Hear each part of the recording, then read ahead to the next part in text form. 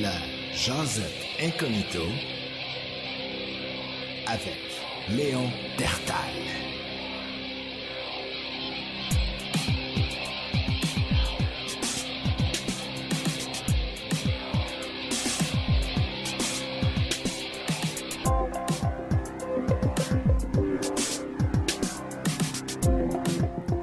Bonjour, bienvenue à la Jasette Incognito. Une semaine de plus avec le podcast le meilleur. Mais le monde, ils le savent pas. Parce que l'algorithme de YouTube, ils veulent pas que le monde le sache. Puis moi, en plus, de mon côté, pour être sûr que personne trouve ce podcast-là, je fais juste écrire comme titre La Jasette Incognito, épisode X. On est rendu à quoi? Ça doit être le 15e, celui-là, là? Bon. Tu sais, j'ai des années de réseaux sociaux, j'ai des années d'Internet en arrière de la cravate. Je saurais comment me projeter sur d'autres réseaux sociaux pour amener des gens à venir écouter ce podcast-ci. Et je ne le fais pas. Je le fais pas. Je le fais pas, tout comme quand j'étais jeune, je faisais pas lire, j'étais pas le genre tant que ça à écrire des journaux intimes. C'était plus un journal de, il y avait comme plein de chansons, parce que j'écrivais des tunes, j'avais une guitare. Et bon, il y avait juste 1% de ces paroles-là qui peut-être éventuellement pouvaient finir dans une de mes compositions. Donc, techniquement, c'était un journal intime. Mais je le faisais pas lire à personne, tu sais. Donc, c'est exactement la même chose pour le podcast. J'ai pas cette envie-là d'aller vers une grande écoute. C'est pas quelque chose... J'ai vraiment l'impression que je suis en mode j'adore faire ça presque dans le vide. Sachant très bien que moi-même, j'arriverais sur un channel YouTube quelconque avec un podcast, puis je vois, mettons, un titre, là, je sais pas, moi, n'importe quel titre, et là, c'est épisode 1, épisode 2, épisode 3, épisode 4, épisode... Sûr, moi-même, je serais comme, bon, je sais pas, mais vient un moment que sur Internet, on sait plus quoi écouter. Et ça, j'en ai déjà parlé. Il y a beaucoup de podcasts intéressants. Il y en a énormément. Moi, il y a beaucoup de podcasts que j'aime. Mais justement, de plus en plus, j'ai l'impression qu'ils mettent 2 personnes autour de la table, 3, 4. Et avec les micros, le coupage de parole, vu qu'il est sans arrêt, je ne sais pas pourquoi, je pourrais sortir, tu sais, comme Maxime Martin. Il a fait plusieurs podcasts. Je le déteste pas. C'est un gars talentueux. Mais il est incapable de fermer sa gueule plus que 5 secondes. Ça, c'est sûr. Il est pas capable de laisser son invité développer son idée sans rajouter sa petite affaire qu'il trouve tellement drôle ou tellement pertinente que je peux pas la dire. Faut que je coupe la parole à l'autre. Bon. C'est quelque chose, moi, qui me tape ses nerfs, une affaire pas possible. Ou, tu sais, des podcasts, mettons, comme le Buffer, le Daily Buffer avec... hey, là, Daily Buffer avec... comment il s'appelle? C'est le bras droit de... Yann Terriot, le bras droit de Mike Ward. Donc, Yann Terriot, qui est aussi un homme très talentueux dans ce qui est bon, mais il fait un podcast et il est incapable de formuler une phrase sans toujours se reprendre. Il se reprend. Et il adore rire comme un fort à 1 centimètre du micro. Des fois, je me dis, un gars qui a autant d'expérience que ça, comment ça se fait qu'il comprend pas à quel point dans des écouteurs, souvent d'ailleurs les podcasts, les sons sont mal ajustés. Quand il rit comme un malade à 2 pouces, à 1 centimètre du micro, peu importe, très proche, ça griche quasiment. Et quand il parle, là, il se recule du micro et là, c'est plus assez fort. Donc, quand tu es chez vous, souvent, moi, ce qui est le problème avec ces podcasts-là, c'est qu'à un moment donné, je l'arrête. Je l'arrête, je fais quand que je suis pas capable. Je peux pas continuer dans ces conditions-là. Mais bon, des fois, il y a des bons invités, puis ça arrive qu'il est drôle. il y a des affaires qui fait qu'il est drôle, puis c'est le meilleur aussi pour filmer. Exemple, Mike Ward, tu écoutes, c'est lui qui travaille, qui fait le mix, qui fait le montage du vidéo et qui est à la console pendant l'émission. Donc c'est un gars très talentueux, mais malheureusement, je le vois vraiment en arrière du décor. Et de temps en temps, on peut le voir, on peut l'entendre, c'est le fun. Mais du Yann Terriot pendant 1 heure, c'est pas facile. C'est pas facile. T'as l'impression qu'il faut que tu prennes ton cerveau puis tu le descendes de 2 coches parce que t'auras jamais une phrase concise. T'auras jamais quelque chose. Il est déconcentré par tout son environnement. Ah, tu le vois, ses écrans en avant de lui, sa console est en avant de lui. Je parle dans son podcast, le Daily Buffer, que j'écoute des fois. Donc, je le déteste pas, Yann Terriot. Mais c'est juste pour expliquer que, personnellement, c'est pour ça que je préfère faire mon podcast seul, pas d'invité. J'essaie de parler le mieux que je peux. C'est pas parfait, puis le but, c'est justement que je ne fais pas de montage. Donc, si je cherche mes mots, s'il y a des silences, quoi que ce soit, euh, je le laisse pareil. Je trouve que ça fait plus humain et je vous le jure, je n'ai aucun papier en avant de moi. J'ai des mots, des fois, que je me mets en avant, juste des mots, pour me rappeler, hey, telle idée, t'avais peut-être de quoi à dire là-dessus. Comme en ce moment, juste pour finir, dans le fond, c'était pour expliquer l'affaire du journal intime. Je vois un peu mon podcast comme le journal intime que c'est pas pour rien qu'il est incognito, c'est pas pour rien que j'ai désactivé les commentaires en dessous. C'est quelque chose que si quelqu'un tombe dessus un moment donné, dans 10 ans, une personne ou deux, puis qui il trouve ça le fun, ben tant mieux, c'est tout. Des fois, c'est le fun d'écouter des podcasts en travaillant, tu mets ça à côté. T'as pas toujours le goût que ce soit exact, comme j'expliquais tantôt, les deux gars comme c'est qui donc Thomas Levac. Thomas Levac, c'est comme un chien impossible à dresser. Je sais pas comment le dire. Quand même attachant, le gars, puis un autre talentueux, mais qui devient trop excité.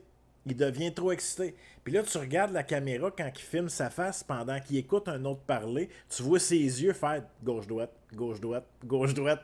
Pourquoi? Parce qu'il est en train il est comme un volcan qui a le goût d'exploser. Un autre qui est plus capable même d'écouter ce que l'autre dit. Il faut absolument qu'il dise son idée est tellement bonne et ça coupe l'autre, l'invité qui était en train de développer son idée. C'est 99% ça. Les podcasts québécois, j'aime beaucoup les podcasts avec invités où est-ce qu'on laisse développer l'autre personne. Moi, c'est Stéphane Bureau a un podcast sur Internet et c'est vraiment pas quelqu'un que j'apprécie particulièrement, ce gars-là. Je le trouve pincé. Il a essayé d'aller un peu dans l'humour, c'était mauvais. C'est un gars qui est très. C'est qu'on sait pas trop où le mettre. Il est entre le gars cool, puis le gars comme sérieux. Moi, je me rappelle quand il était lecteur de nouvelles, avec les lunettes, la peignure par en arrière, très pincé. Mais avec les années, oui, il s'est bien développé et j'aime son podcast. Je ne me rappelle pas du nom, mais c'est sur YouTube, Stéphane Bureau Podcast. Et il reçoit vraiment des bons invités, comme ce gars-là a une énorme renommée. C'est en France, je crois, qu'il fait son podcast d'ailleurs. Donc, il va recevoir toutes sortes d'invités. Il y en a récemment parlé de la Palestine. Il reçoit toutes sortes d'invités, des plus intellos aux chanteurs, mais c'est aussi les bonnes questions. Il pose les bonnes questions et la grande qualité de Stéphane Bureau, on doit lui donner, en tout cas, de la façon qu'il s'est développé aujourd'hui, là, il coupe pas la parole. Il laisse développer. Et je me rappelle quand il avait son émission en télévision, à un moment donné, il avait reçu Julien Lacroix, là, bon, l'humoriste qui a été retiré du showbiz par ses actions, bon, certaines accusations d'agression sexuelle, etc. Et finalement, d'ailleurs, cette histoire-là a pris une autre tournure avec supposées victimes qui retirent le témoignage en grande partie ou qui disent qu'ils en ont trop mis.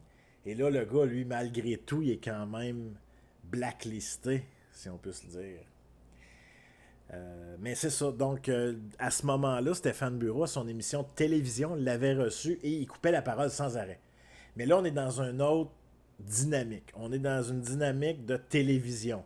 Et là, ça veut dire que tu as des publicitaires. Ça veut dire que tu es compté à la seconde, ton temps. Donc, Stéphane Bureau était plus nerveux, clairement, et il était moins performant, il était moins bon. Sur le podcast qu'il fait en ce moment sur YouTube, premièrement, c'est relaxant. C'est un ton qui est doux. C'est un ton qui est posé. Et ça s'écoute très bien.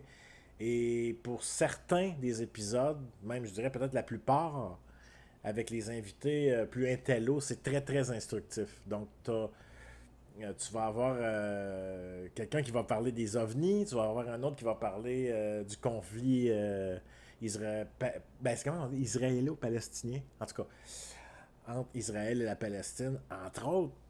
Donc, tu sais, c'est des gens, il va pas prendre quelqu'un sur le coin d'une rue, c'est des gens qui sont dans le domaine depuis toute leur vie et il va poser les bonnes questions. Donc, c'est le genre de podcast que tu peux écouter 2 fois le même podcast parce que c'est sûr que tu en échappes. C'est sûr que tu en échappes. Donc, personnellement, moi, cette reconnaissance-là, puis avoir plein d'auditeurs, c'est pas quelque chose qui m'intéresse nécessairement dans le mode où je le fais. Pourquoi je fais ça? La vérité, dans le fond, c'est le fait de dire hey, j'avais dit que je le ferais, je le fais aussi. Il y a un petit peu ça. Souvent, là, dans la vie, là, on est tous pareils. On a des grands projets, puis on va faire ça, puis on va faire ça. Puis c'est le fun de temps en temps de se prouver qu'on est capable de réaliser des petites choses en premier. Et je trouve que ce podcast-là, pour moi, c'est un essai pour me démontrer, ne serait-ce qu'à moi-même, si je suis capable de faire une émission de 40 minutes sans interruption, avec non plus, je suis seul, donc il n'y a personne d'autre qui intervient. Est-ce que je suis capable de tenir ça? Et pas juste ça, c'est est-ce que j'aime faire ça? Est-ce que c'est une misère pour moi de faire ça ou si je trouve ça agréable? Et en ce moment, je trouve ça agréable, puis pour la raison bien simple que j'ai une totale liberté de parole. J'ai une totale liberté d'émettre mes opinions et j'ai pas la contrepartie des trolls puis des haters sur Internet qui viendraient commenter puis on taillit. Je veux dire, pour ceux qui voudraient parler de mon podcast quelque part, faudrait genre aller sur un site comme Reddit puis là créer un topic avec la Josette Incognito, c'est qui? On sait pas. Pourquoi qu'on peut pas commenter? Pourquoi qu'on peut pas... Ben, c'est parce que justement, je suis dans le plus grand des égoïstes en ce moment.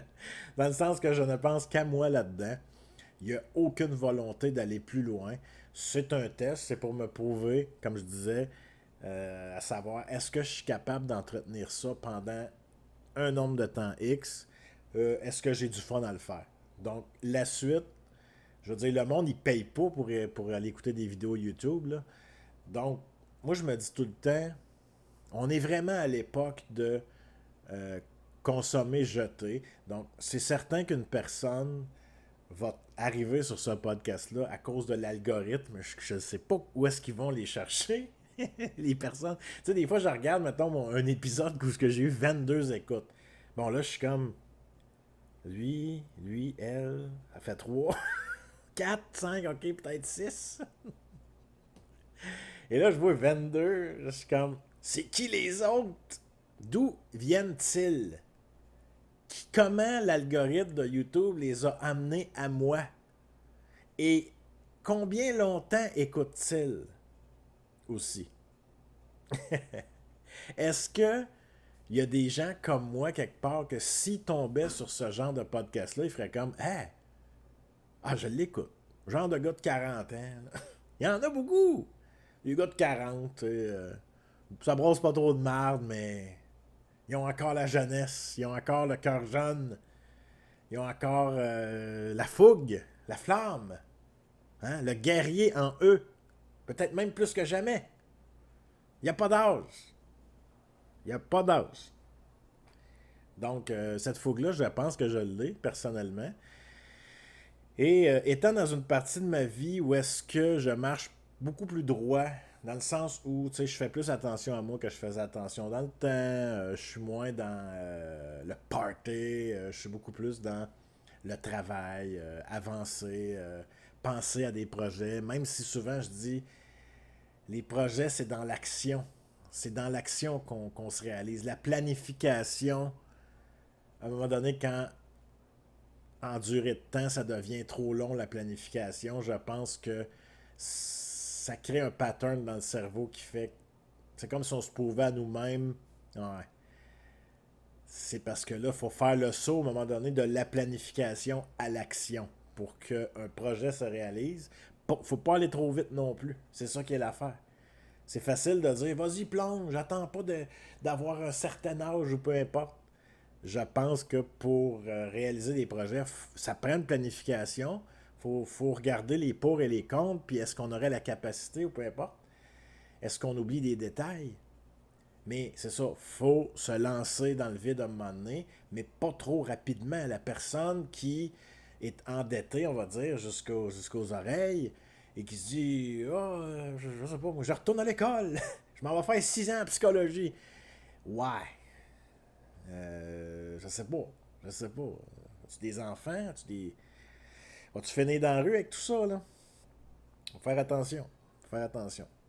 Mais il faut jamais perdre le guerrier en nous. Et c'est en créant des nouveaux patterns positifs de cerveau que tranquillement, on vient alterner physiquement dans la vraie vie le fait qu'on va passer de la planification à l'action. Donc, c'est très important d'être capable de se prouver ça à nous-mêmes. Et c'est un peu ça que je fais avec ce podcast-ci. C'est de me dire, OK, combien de gens, tu sais, j'en ai parlé, moi, des fois, là, t'en parles autour de toi, à un moment donné, je vais faire ça, telle chose. Et là, tu le fais jamais. Là, en ce moment,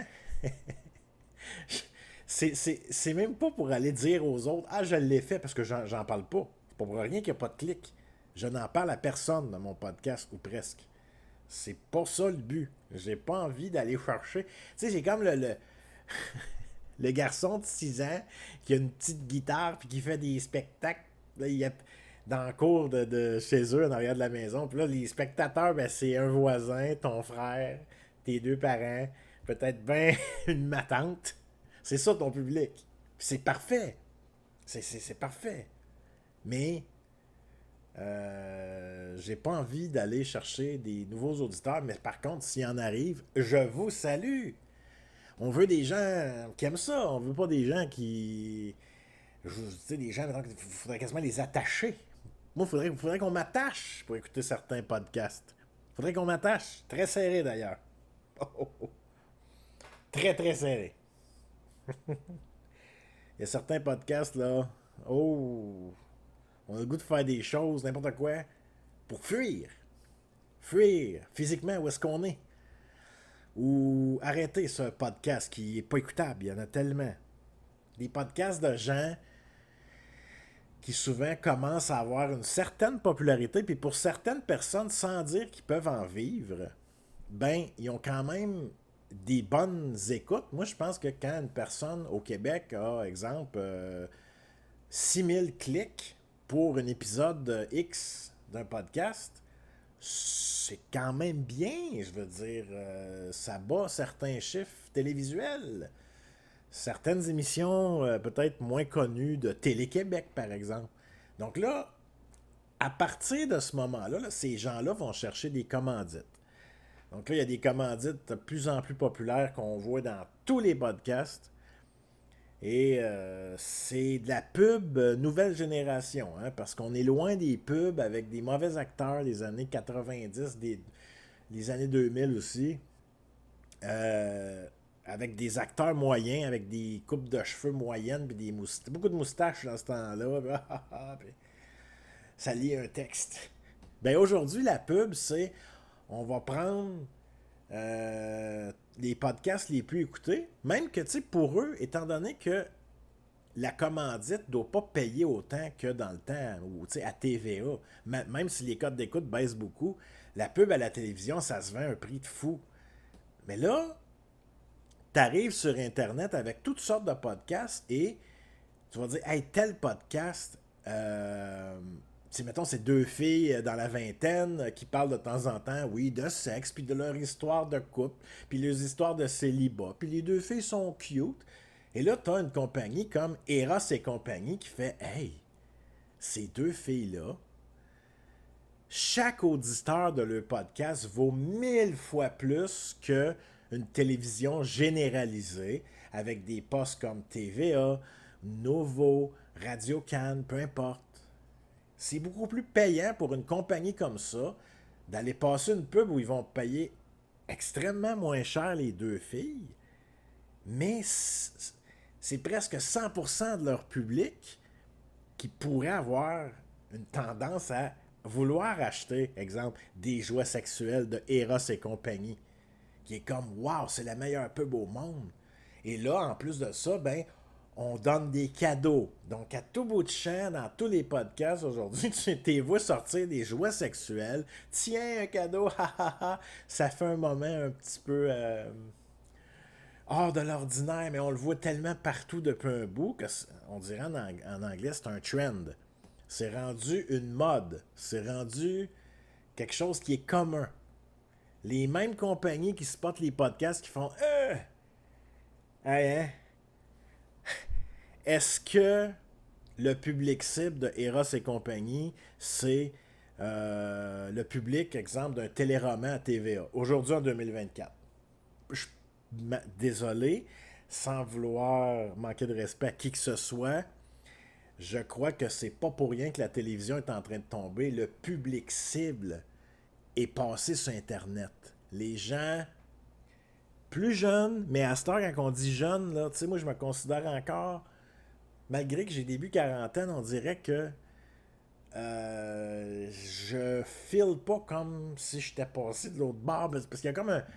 J'ai l'impression, à un moment donné, que dans la vie, il y a comme un step où est-ce que tu dis, OK, là, j'en ai plus de fête ou je sais pas quoi. Moi, je ressens pas ça. Puis, c'est pas tout le monde qui vont le ressentir non plus. Je pense qu'il y a des gens que, premièrement, ils n'ont pas peur de la mort. La vie est ce qu'elle est. Et puis, ils gardent leur jeunesse toute leur vie, jusqu'à leur dernier souffle. Et tant mieux. Tant mieux. Et j'espère que ça va être mon cas. Il y a toujours une part de hasard dans notre futur, hein, je veux dire. Mais si, moi, la santé le veut, et moi, je travaille fort depuis un bout, j'ai l'impression que les odds sont de mon côté. À date. Je fais attention. Je fais beaucoup attention. Moi, je suis quelqu'un qui ne boit pas de liqueur. Je n'ai jamais bu même de boisson énergisante. J'ai déjà goûté. J'ai goûté. Je fume pas la cigarette.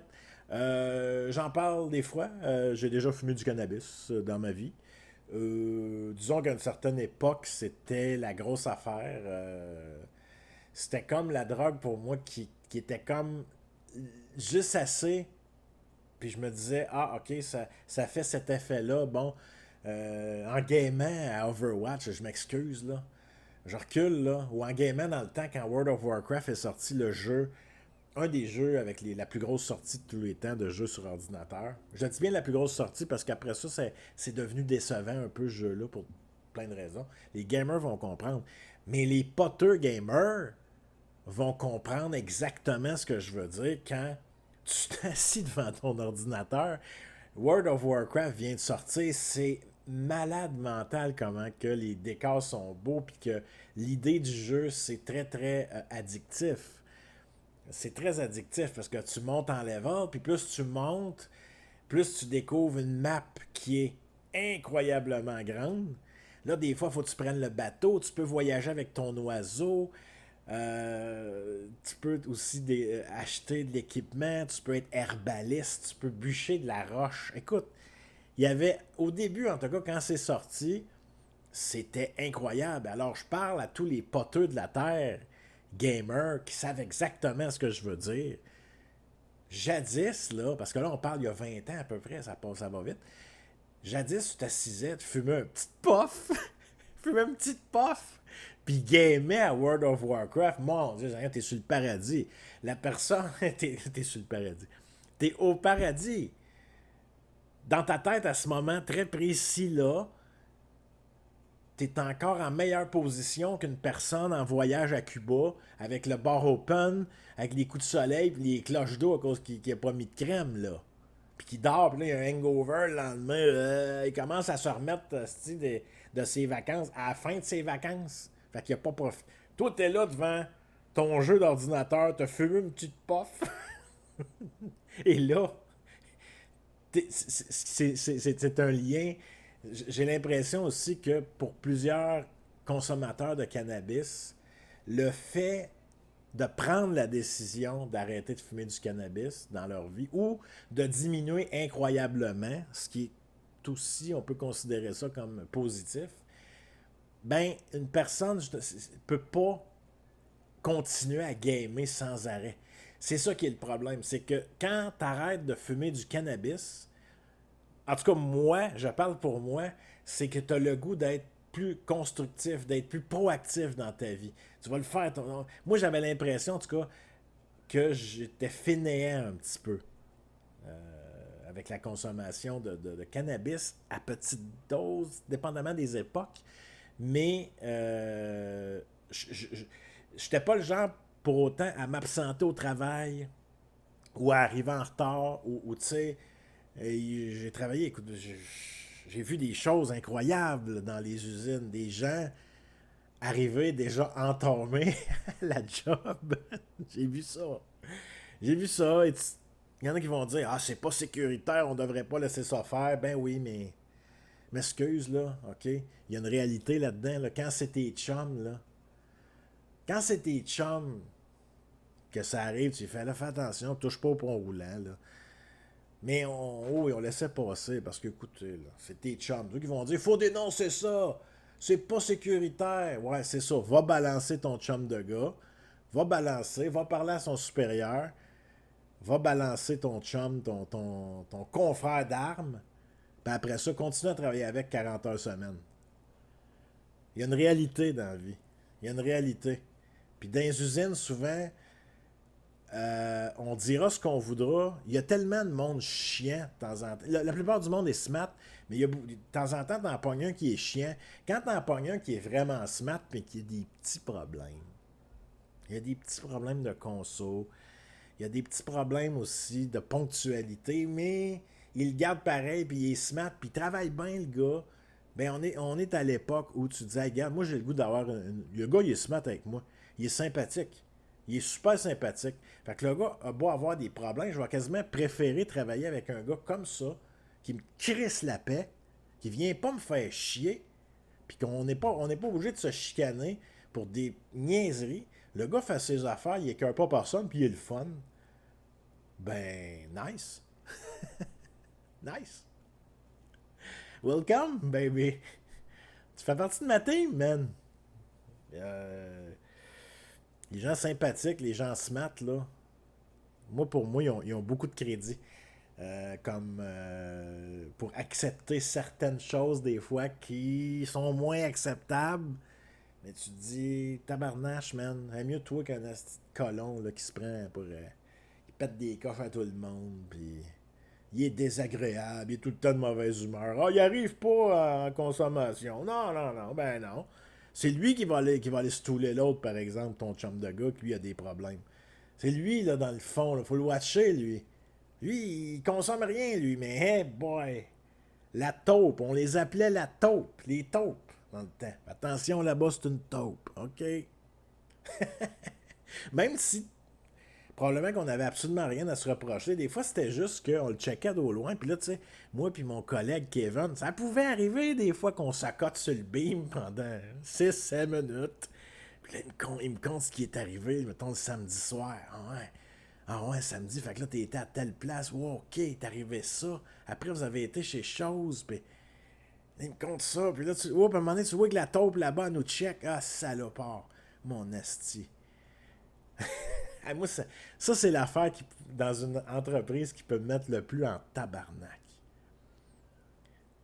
Parce que ces gars-là, souvent, c'est des gars, là. Shop de soudage, c'est rare. Les femmes sont super gentilles. J'ai jamais connu une soudeuse femme qui était pas gentille. C'est toujours. Puis ils sont bonnes. Hey, ils sont bonnes les soudeuses souvent.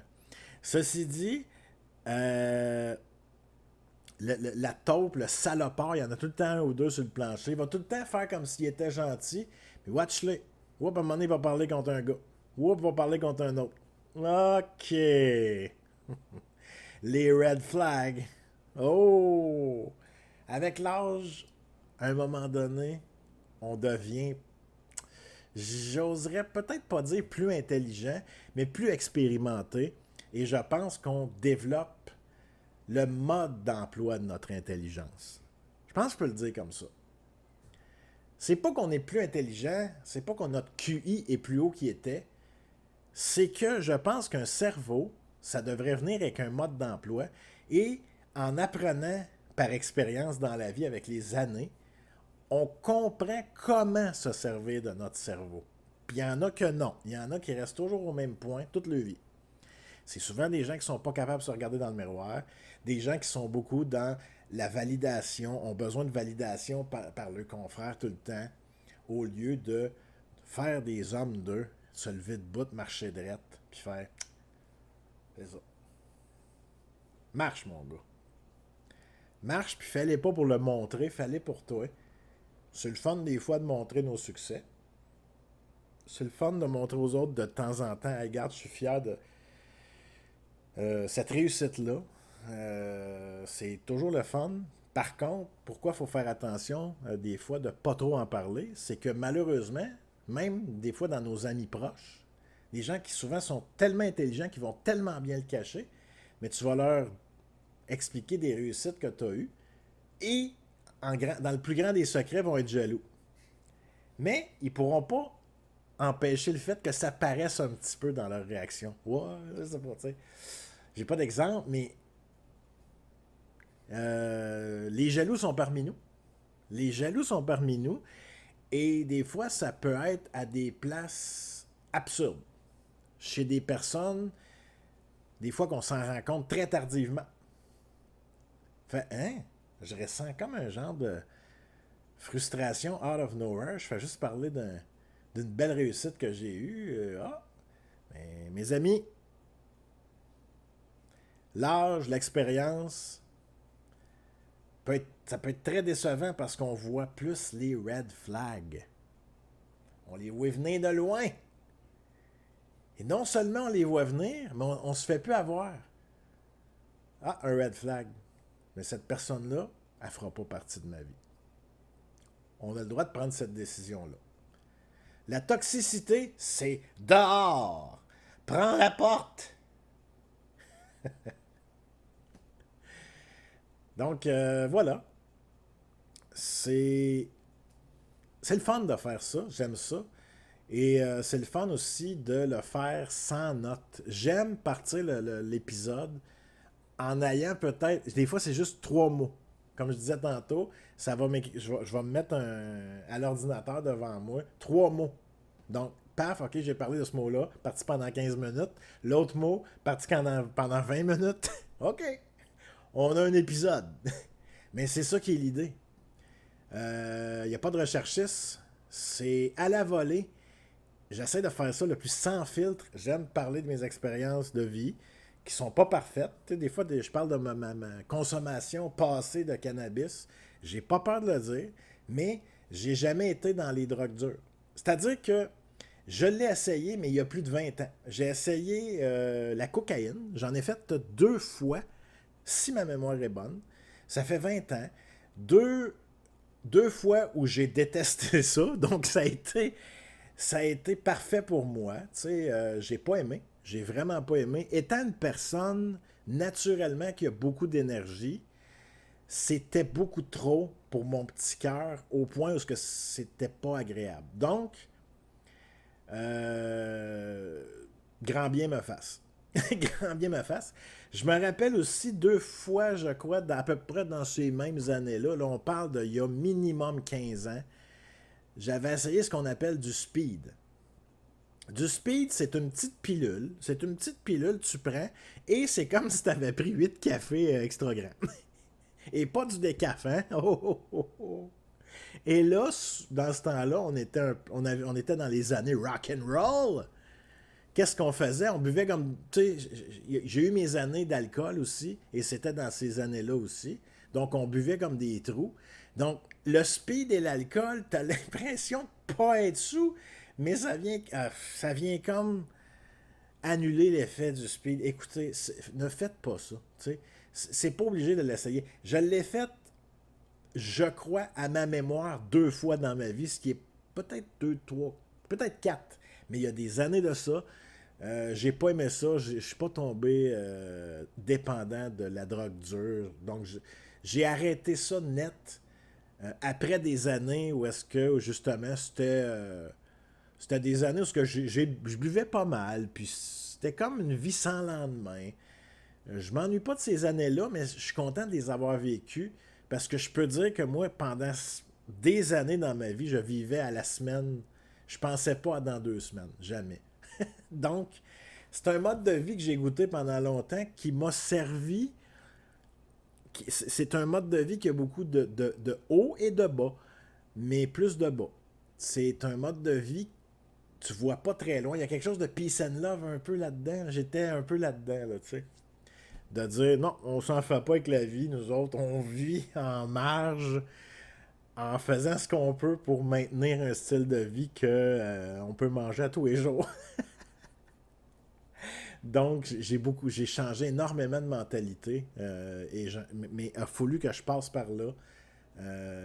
Dans ma jeune vie adulte, disons, là, tu sais, jusqu'à 25 ans, 30, j'irais même jusqu'à dire jusqu'à peut-être 31, 32. Ça, là, j'ai 44, donc on parle de v'là un bout, là. Mais j'ai passé par là, mais ça m'a servi. Ça m'a servi. Je crois avoir été dans un certain extrême malgré l'absence de consommation de drogue. Parce qu'autour de moi, j'en ai vu, là. J'en ai vu des gens, là, dépenser, là. Tu sais, une personne dépenser 600 pièces dans une veillée en poudre à côté de moi, puis le gars, il a pas l'air d'avoir du fun, pas une maudite minute. Il est surdosé de cocaïne, puis il boit comme un trou, puis il dit n'importe quoi. Le gars, il a pas de fun. Mais moi j'en ai peut-être pas tant non plus, sauf qu'au moins, ça m'a pas coûté 600. Moi, j'ai pris 2 canettes de bière, je retournais chez nous. Ça, c'est les fois où j'y allais. Là, je pense à quand je travaillais à Thetford Mines. Mais venait un moment que je venais qu'à m'isoler un peu, dans le sens que ça me tentait plus d'aller voir des gens autour de moi se déconcrisser la face, là. Ça me tentait plus. Ça me tentait plus du tout. J'aimais mieux être seul chez nous, à fumer ma petite puff, oui, dans le temps. Puis à me dire, ben, coudonc, je sais pas, je tombe peut-être pas ces bons humains. À l'époque, c'était ces humains-là, on dirait, qui venaient vers moi. Donc, voilà, c'est vraiment une tranche de vie d'une époque de ma vie qui était à moitié entre j'ai envie. J'étais quand même quelqu'un qui était capable de travailler fort pour avoir une certaine discipline de vie, assez pour être fonctionnel. Et moi, les emplois que j'ai eu dans ma vie, j'en ai eu dans ce moment-là aussi, bien sûr. Moi, j'étais pas le gars qui arrivait en retard, j'étais pas le gars, je m'absente jamais quand même. Donc, j'ai jamais, étant un petit fumeur de pot dans le temps, moi je vous dis ça comme ça, mais le pot, si t'en fumes vers 7 heures le soir puis que tu te couches à 10, tu vas dormir là. Puis là, le lendemain, tu vas te lever en pleine forme. C'est bien ça qui est malheureux avec une consommation de cannabis qui est juste correcte. Pas trop, là. Tu sais, pas dans l'extrême non plus, là. Une petite puff le soir à 7 heures, tu vas te coucher, tu vas dormir, tu vas te lever le lendemain à 6h30. Oh yeah, baby! T'as bien dormi. Donc, c'est une drogue qui est traite dans ce sens-là. Si tu gardes une consommation qui est, disons, normale, si on peut se dire, ben, tu vas manger normalement, tu as de l'appétit. Quand vient le temps de te coucher, tu te couches, tu te lèves le lendemain, t'es pimpant d'énergie. C'est maudit, ça, là. Donc, mais je trouve ça intéressant, justement, parce que les gens qui ne vont que dans la consommation de cannabis, qui vont pas ailleurs. C'est pas quelqu'un qui va aller faire de la coke le vendredi. Ah, j'en fais juste le vendredi. Oui, oui, oui, oui. Oui, oui. Mais moi, je travaille avec toi, t'en fais juste le vendredi, mais t'en fais jusqu'au dimanche, puis tu t'es pas couché. Et là, t'arrives le lundi à la job, on peut même pas t'adresser à la parole tellement que t'as la tête dans le cul. C'est rendu au mercredi mi-chiffre que tu commences à être de bonne humeur. Fait que j'en fais juste le vendredi. Je me suis fait dire ça tellement souvent. Oui, oui, ça te prend une semaine à t'en remettre. Ça, moi, ça m'intéressait pas. C'est pour ça que je veux dire que les consommateurs de cannabis ne pognent jamais le mur. C'est une drogue qui coûtait pas très cher. C'est une drogue qui... Tu peux pas m'emmener d'en consommer plus que plus. Tu vas saturer. Donc, tu peux pas aller trop loin dans ta consommation. T'es fonctionnel, tu dors bien, t'as de l'appétit. Donc, les fumeurs de cannabis, il y en a beaucoup que toute leur vie, une petite puff le vendredi, puis ils dorment bien, puis ils en refument pas le lendemain, puis ils en refument pas pendant une semaine. Moi, honnêtement, c'est rendu légal au Canada pour une raison. Je pense que, malgré ce qu'on dira, c'est une drogue, je pense, qui a sauvé la vie à certaines personnes. Ouh! Oui, dans le sens où des gens qui souffrent, des gens qui ont besoin de se changer des idées, des gens même qui sont seuls. Le cannabis est une drogue, moi, que je trouve qui est à consommation. C'est fait pour être consommé en solitaire, là, tu sais, puis te focusser sur quelque chose après. Donc, tu peux quand même être constructif dans ce que tu fais. Tu peux quand même travailler sur des projets si tu te fouettes un peu, mais souvent, c'est l'esprit qui veut s'amuser qui va gagner, puis tu vas aller gamer pendant 2 heures. Bon, c'est vrai. Mais ça reste quand même une drogue qui est comme acceptée en plus en société, tu sais. Donc, pour moi, c'est la drogue la plus intéressante dans le sens où c'est fou à quel point certains humains vont réussir à être fonctionnels malgré qu'ils viennent juste de s'en fumer un putain de gros et tu pourras pas le savoir. Tu pourras pas le savoir. La personne parle très bien, la personne ne déparle pas, la personne peut très bien se concentrer sur ce qu'elle fait. C'est surprenant par bout. Vraiment, c'est surprenant par bout à quel point c'est ça qui est intéressant de cette consommation de cannabis-là. À quel point, probablement, ça fait pas la même chose chez chaque personne. Et il y a, avec la SQDC maintenant qui existe, chaque type de cannabis va t'emmener quelque chose de différent. Il y en a qui vont te réveiller, il y en a qui vont t'assoupir, il y en a qui vont t'aider à dormir, il y en a qui vont t'aider à te concentrer. Donc, tu sais, t'as le pourcentage de LSD, puis t'as l'autre, c'est quoi donc? Ah, là, ça m'échappe. Aïe, aïe, aïe. C'est quoi donc l'autre que les gens, ils buzzent pas l'autre, mais ça peut être genre médicinal. Je sais plus, c'est 3 lettres, là. En tout cas, vous le trouverez. Hein? Faites vos recherches. Je vais vous faire travailler un peu. Tout moi qui fais ici, depuis un bout.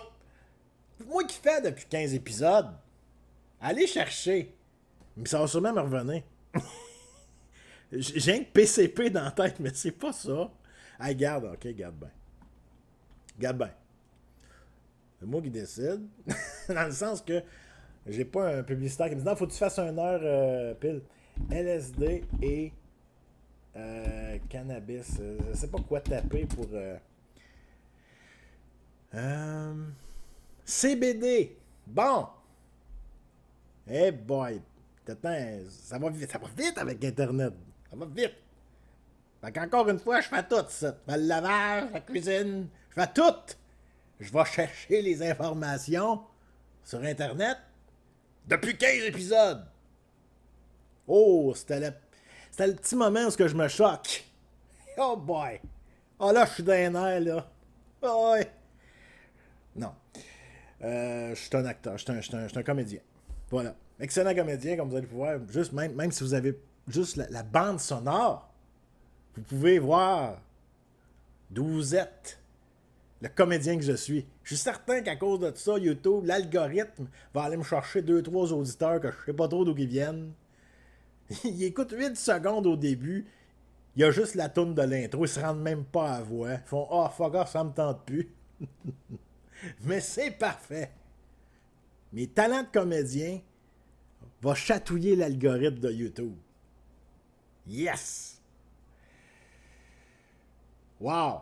Sur cette envolée d'émotions, puisque je veux vous laisser au sommet de mon art, c'était Léon Dertal pour la Jazette Incognito. Au revoir.